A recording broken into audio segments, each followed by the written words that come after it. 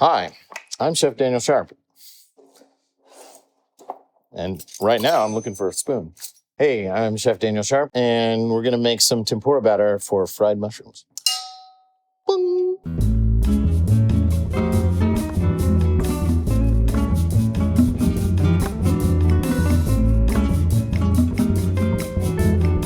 So I want to keep these still intact. So when I fry them, I want them in nice clumps and clusters. I just cut through the base and pull apart. These oyster mushrooms, same deal. I want to keep them into nice clusters for frying. Can't say that. Clusters for frying. So I'm just cutting through the base with my knife. Some of the oysters are more delicate. You can just pull them apart if the base isn't too thick. And last but not least, I have the honshimeji mushrooms, also cute little clusters. Trim these little bottom pieces. Trying to keep them as whole as possible, but not always so possible. The honshimejis are commonly known as beechwood mushrooms, so look for beechwood. All right, that is the mushroom prep. I'm going to do 50-50 flour to potato starch. Again, in Japanese cooking, especially frying, they use a lot of potato starches versus, cornstarch, and it gives a really good crunch to your fried food. Chilled sparkling ice water. The bubbles will make the batter more explosive, and the cold also is important because you want a dynamic range of between cold and hot when it hits the frying oil. The colder it is, the more, again, explosive it is. And about a half a teaspoon of baking powder has a leavening properties to it and will make the batter crunchy. Salt. I was always taught to make tempura just by feel. I've got some chunks of ice in here, so I need to keep that in mind because they're going to melt eventually and start to coat the batter. But you don't want to overmix it, and you want it kind of really dripping off your fingers. I'm going to pull these ice cubes out because I don't really want it to get too much more watery. You just want it to lightly coat. The goopier the batter, the more the thicker it'll be, and the less airy and crunchy it'll be. All right, so we're going to fry the mushrooms. I got my very thin tempura batter here. I'm going to just lightly coat them and drop them in. It can be a little daunting. You can use tongs. You don't want to be afraid of oil, though, and drop things all of a sudden. You want to be very deliberate and careful. You don't want to dump things into oil. So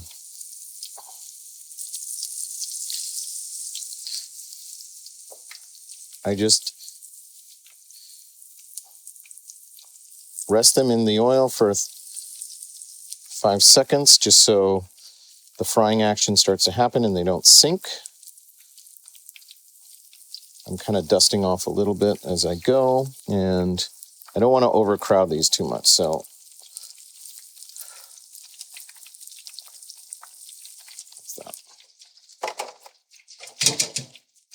in the interest of maintaining the oil temperature, I'm going to do these in batches. If you size the mushrooms in, not too big, that they'll definitely be cooked by the time the batter is crunchy. Keep them rotating. I am just moving the mushrooms around, making sure they get nice and evenly fried. I flip them over a little bit. I submerge them. If you just allow them to float to the top, the underside will get cooked and then the top side will not. So you do have to move them around a little bit and make sure that they're nice and evenly fried. All right. So you can see how crunchy and explosive this is. You can actually see the bubbles that formed when we fried these mushrooms.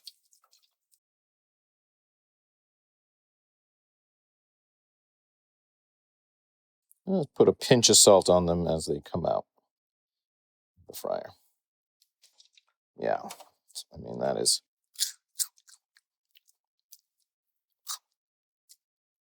super crunchy. Very hot. When you pull everything out, you gotta filter out all those little guys because they'll burn and stick to your next batch.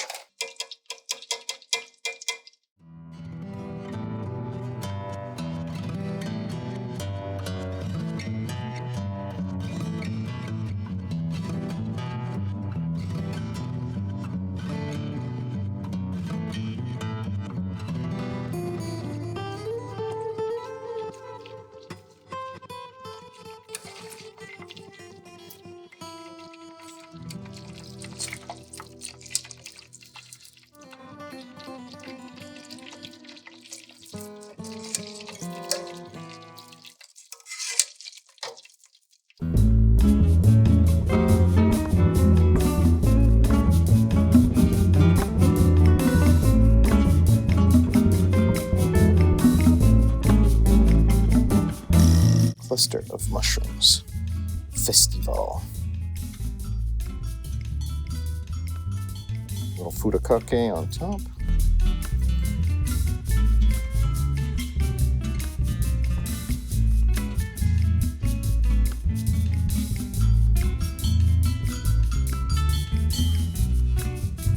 Okonomiyaki sauce.